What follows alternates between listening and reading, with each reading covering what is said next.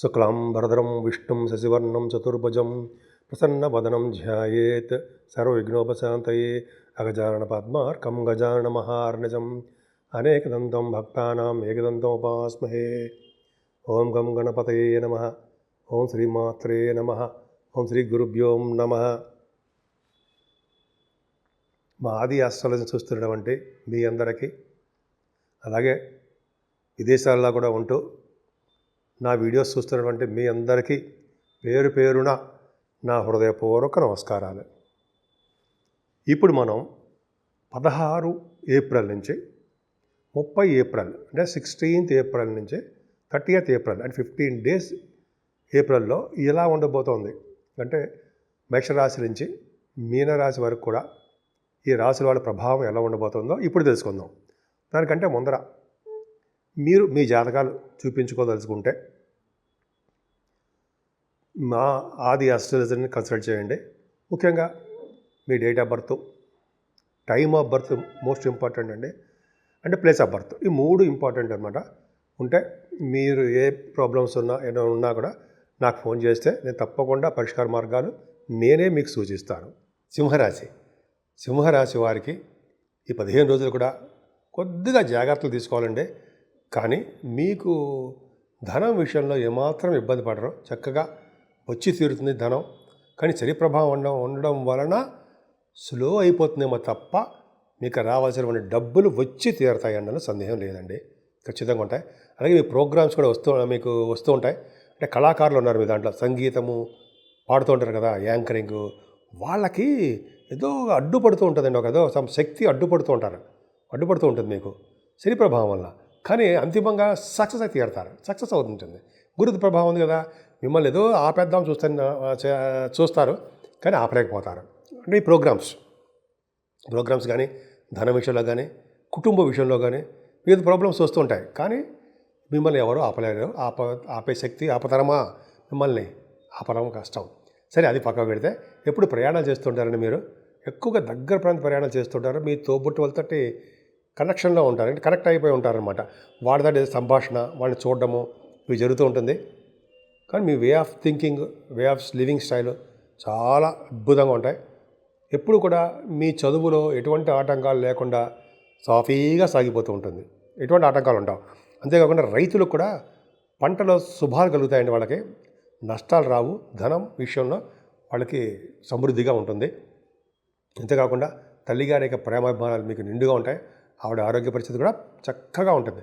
ఏమాత్రం ఇబ్బంది పడాల్సిన అవసరం లేదు, రాదు, అంటే ఇబ్బంది పడాల్సిన అవసరం రాదని. అంతేకాకుండా మీ విద్యలో ఎంత చెప్పినట్టుగానే బాగా రాణిస్తారు. అంతేకాకుండా వాహనాలు, గృహ సౌఖ్యము ఈ నెల ఉన్నాయండి. సంగీతంలో ఉన్న వాళ్ళకి, మీ దాంట్లో సినిమా రంగంలో ఉన్నవాళ్ళు ఉన్నారు, సంగీతంలో ఉన్న వాళ్ళకి మ్యూజిక్ అంటాం కదా, మ్యూజిక్ డైరెక్టర్స్, మ్యూజిక్ చేసేవాళ్ళు అందుంటారే, వాళ్ళకండి అవకాశాలు వస్తాయి, వెతుక్కుంటూ వస్తాయి వాళ్ళకి అవకాశాలు, అదే అదృష్టం వాళ్ళది. అంతేకాకుండా సంతానం విషయంలో కొద్దిగా మీరు కేర్ తీసుకోవాలండి. పుత్రిక సంతానం విషయంలో మీకు పుట్టడానికి, డెలివరీ అవ్వడానికి కొద్దిగా ఇబ్బందులు కలుగుతూ ఉంటాయి, శని వలన ఆలస్యం అయిపోతూ ఉంటుంది. అలాగే చికాకులు కలుగుతూ ఉంటాయి. మీ సంతానం వలన వాళ్ళ అభివృద్ధి కలగలేకపోవడము, వాళ్ళకి వివాహాలు కావాలేదనో, ఉద్యోగాలు రాలేదనో, పిల్లలు పుట్టలేదనో, ఏదో చిన్న ప్రాబ్లమ్స్ ఫేస్ చేస్తూ ఉంటారు మీరు. అవన్నీ పక్కన పెట్టండి, మీ గురించి ఆలోచించండి, డెవలప్ అవ్వండి. ఎందుకంటే వాళ్ళ జాతకాల ప్రకారం వాళ్ళకి బ్రహ్మాండంగా ఉంటారు. కాకపోతే ఏంటంటే ఈ సంతానం వల్ల చిన్న ఇబ్బంది కలుగుతాయి. స్టాక్ మార్కెట్లో ఉన్న వాళ్ళకి కూడా ధన నష్టం వస్తుంది, అంత సక్సెస్ రేట్ మాత్రం ఉండదు. ఏదేమైనా మీ మామయ్య గారు ఉంటారు సరే, మేనమామలు, వాళ్ళకి కలిసి వస్తుందండి. అంతేకాకుండా స్టాంపింగ్ అవ్వడానికి, విదేశాలు వెళ్ళడానికి అవకాశాలు ఎక్కువ ఉంటాయి. శత్రువులు అనేవాళ్ళు మీ దగ్గర చేరరు. శత్రువులు ఒకవేళ మిమ్మల్ని చూస్తే మిమ్మల్ని మిత్రులుగా మారిపోతుంటారు. అంతటి ఔన్నత్యం మీలో ఉంటుంది. విధంగా చాలా ఓర్పు, సహనం ఎక్కువ, కాకపోతే కోపం కూడా ఎక్కువ, మాట పరుషం ఎక్కువ. అక్కడ కొద్దిగా మీరు జాగ్రత్తగా మాట్లాడేటప్పుడు జాగ్రత్తగా ఉండండి. సరే, అది పక్క పెడితే మీ భార్యాభర్త విషయంలో చిన్న మనస్పర్ధలు రావడానికి అవకాశం ఉందండి. కొద్దిగా జాగ్రత్తగానే ఉండాలి. భార్యాభర్త విషయంలో కబుక్కుని పోట్లాడుకోకండి. తాత్కాలికమే ఇవన్నీ, అంటే విడిపోవడం కానీ, దూరంగా ఉండడం కానీ కొంచెం జరుగుతుంది. అది వివాద వేడుకలు స్లో అయిపోవడం కానీ జరుగుతూ ఉంటాయి. మరి ఏం ఇవ్వడం అవసరం లేదు, దానికి మన రెమెడీస్ కూడా చెప్పుకోవచ్చు. లాస్ట్లో మనం చెప్పుకుందామండి. నేనే అంతేకాకుండా అష్టమ స్థానంలో బుధ శుక్రులు ఉన్నారు, అష్టమంలో శని శుక్రులు ఉన్నారు. కాబట్టి అంటే మీరు తీసుకోవాల్సిన జాగ్రత్తలు ఏంటంటే మీ వే ఆఫ్ థింకింగ్, మీ వే ఆఫ్ అప్రోచ్ బ్యాడ్లోకి వెళ్ళిపోతూ ఉంటాయి. అంటే మంచిగా ఆలోచించాల్సిన విషయాలన్నీ కూడా పక్కదారిని వక్ర మార్గంలో వెళ్ళిపోవడానికి అవకాశాలు ఉన్నాయి. సూచనలు మాత్రమే, అంతే తప్ప మిమ్మల్ని భయపెట్టడం కోసం మనం భయభ్రాంతులను గురి చేయడం కోసం మనం ఏమీ కాదు. బ్రహ్మాండంగా మీరు సక్సెస్ అవ్వచ్చు. విన్నారు కదా, శని ప్రభావం ఉందండి మీకు అష్టమ స్థానంలో. శని రాహులు తక్కువ, అదే ప్రభావం మీకు ఉంది. ఆరోగ్యం తక్కువగా ఉంటుంది. ఆరోగ్యం భద్రత ఎక్కువ చూసుకోవాలండి. కొంతమందికి లారీలకు సంబంధించిన విషయాల్లో ప్రాబ్లమ్స్ ఎదురవుతూ ఉంటాయి, సక్సెస్ కాలేకపోతుంటారు. అందుకని చెప్పి శ్రీరామచంద్రుని కొలిస్తే అవన్నీ కూడా దూరం అయిపోవడానికి అవకాశాలు ఉన్నాయి. సో అష్టమ స్థానం మీకు అంత అద్భుతంగా లేదండి. తలవంతలంబగా వచ్చే ధనయోగం మాత్రం మీకు బాగా మెండుగా ఉంది. మీ రాశ్యాధిపతి భాగ్యస్థానంలో ఉన్నాడు రవి. ఒక అద్భుతం అంటే ఆయన మేషతత్వ రాశిలో మిత్రక్షేత్రంలో అగ్నితత్వ రాశిలో ఉన్నాడు. అసలే రవి కదండి, చాలా పవర్ఫుల్గా ఉంటాడు. కాబట్టి రాజకీయ రంగంలో ఉన్న వాళ్ళకి పదవులు వస్తాయి. మీ నాన్నగారి యొక్క హెల్త్ ప్రాబ్లమ్స్ లేకుండా రొబస్ట్ హెల్త్గా ఉండి తీరుతారు. ఆయన కూడా మీతో ఫారిన్ కంట్రీస్ వస్తారు, మిమ్మల్ని చూడడానికి ఫారిన్ వచ్చి తీరుతారు. ఆయన మిమ్మల్ని చూస్తారు.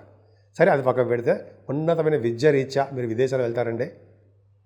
అలాగే అక్కడ పరిస్థితులు కూడా అనుకూలంగా బాగానే ఉంటాయి. సినిమా షూటింగ్ల రీత్యా, పర్సనల్ పనుల రీత్యా విదేశాలు వెళ్ళడం ఖాయం. 9th భాగ్యస్థానం ఉన్నాడు కదా రవి. అలాగే ఎలక్ట్రిసిటీ, ఎలక్ట్రానిక్స్ రంగంలో ఉన్న వాళ్ళకి కూడా బాగా కలిసి వస్తుంది.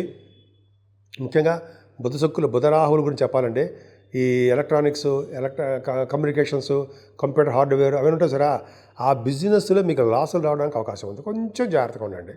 ఏదైనా దశమ స్థానంలో గురుడు చూసారా, పంచమాధిపతి దశమాల బ్రహ్మాండంగా ఉన్నాడు. పిల్లల వలన మీకు ధన సంపాదన, అలాగే మీ ఉద్యోగ భద్రత పర్ఫెక్ట్గా ఉంది. ముఖ్యంగా వేదశాస్త్ర కోవిదులకి, పండితులకి అనమాట, వాళ్ళకి మంచి అవకాశాలు ఉన్నాయండి. అంతేకాకుండా డాక్టర్స్ వృత్తిలో ఉన్న వాళ్ళకి, రిలేటెడ్ లాయర్స్ అంటాం కదా, వాళ్ళకి దశమస్థానంలో గురుడు అంటే బ్రహ్మాండంగా ఉంటారు. వాళ్ళు నిజాయితీగా ఉంటారు, వాళ్ళ మాటకి తిరిగే లేకుండా ఉన్నట్టుగా ఉంటారన్నమాట. అదొకటి. అలాగే ఎడ్యుకేషన్ డిపార్ట్మెంట్స్ కూడా మీరు బాగా రాణిస్తారు. ఫైనాన్స్ అకౌంట్స్ అంటాం సరే, వాటిలో కూడా బాగుంటుంది మీకు. బ్యాంకింగ్ రంగంలో ఉన్న వాళ్ళకి మరింత ఆదాయాలు పెరుగుతూ ఉంటాయి. అలాగే సాఫ్ట్వేర్ రంగ ఉద్యోగస్తులకి మీరు ఎక్కడ ఉద్యోగం అంటే ఏ ఇండస్ట్రీస్లో ఉద్యోగం చేసినా సరే బాగా కలిసి వస్తుంది. ముఖ్యంగా ఆడవాళ్ళు కూడా చెప్తున్నారండి, చాలా మంచి రోజులు. మీకు ఒక్క అష్టమ స్థానం మాత్రం కొద్దిగా ఇబ్బందికరంగా ఉంది. భాగ్యంలో కూడా రవి, ముఖ్యంగా లాభస్థానంలో గురుడే, దశమ స్థానంలో గురుడు కాపాడుతాడండి. కాకపోతే మీకు 12వ భావం కూడా చూసుకుంటే 12వ భావంలో కుజుడు ఉన్నాడు సరే. 9th హౌస్ లార్డ్ కుజుడు 12వ భావంలో ఉంటే విదేశ పర్యటన ఖచ్చితంగా తీరుతుంది. కానీ ప్రాబ్లమ్స్ క్రియేట్ అవుతాయండి.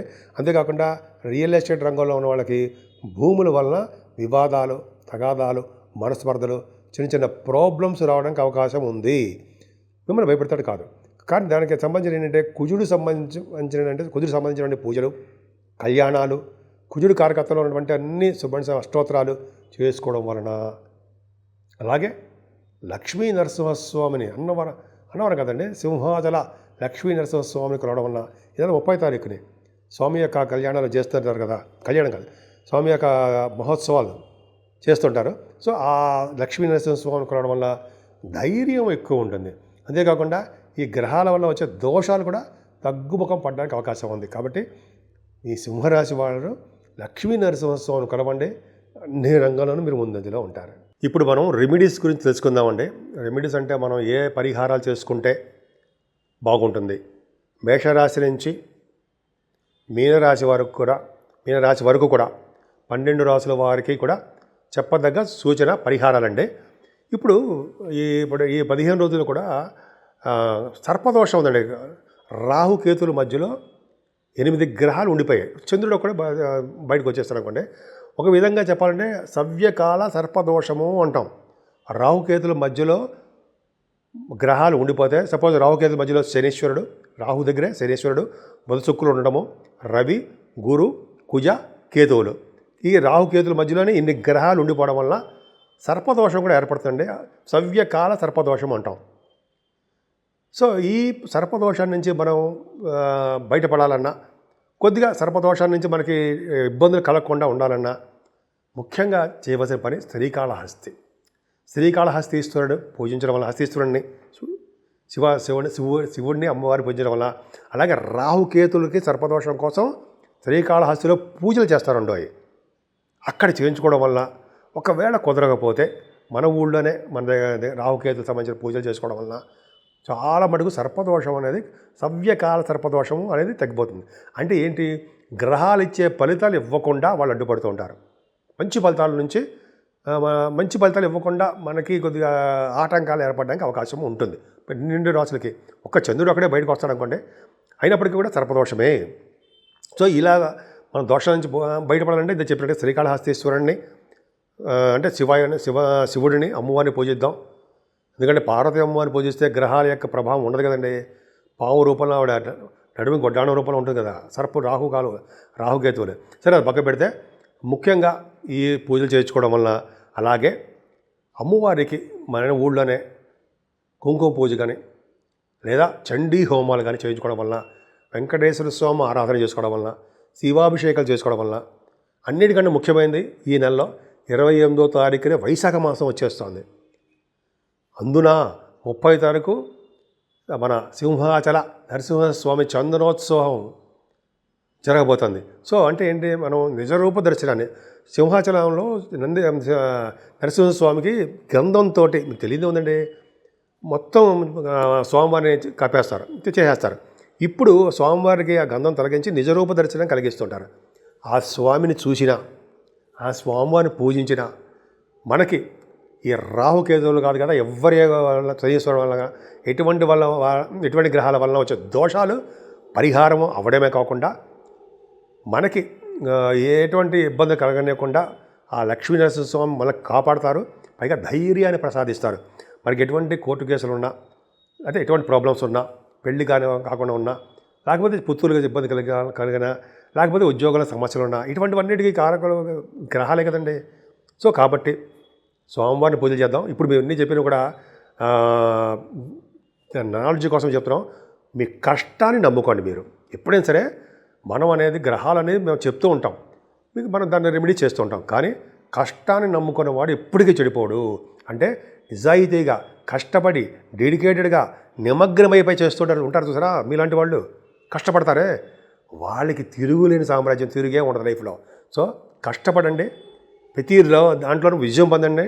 విజయం పొందుతూ భగవంతుడి యొక్క ఆశీస్సులతోటి మీరు విజయం పొందడానికి అవకాశాలు ఎక్కువ ఉంటాయి. సో 12 రాసుల వారు కూడా మనం మీ కష్టాన్ని నమ్ముకుంటూ భగవంతుడి యొక్క ఆశీస్సులు పొందుతూ ఉందాం.